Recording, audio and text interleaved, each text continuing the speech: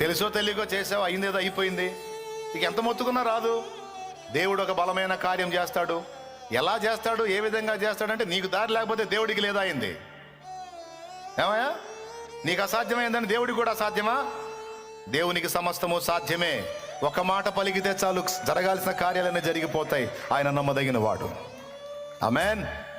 ఆయన నమ్మదగిన వాడు. తిండి తిప్పలు మానేసి దిగులు పడి ఆలోచించి చుట్టూ ఊడిపోయి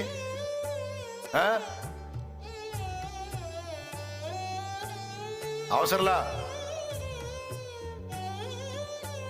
నేను దేవునికి వెళ్ళి కాచుకున్నాను, దేవుడు కార్యాల కోసం చూస్తున్నాను, నా తండ్రి ఏదో ఒక విధంగా నాకు దారి చూపిస్తాడు. ఆ నిర్ణయ కాలం వచ్చేంత వరకు నేను ఓపిక పడతాను.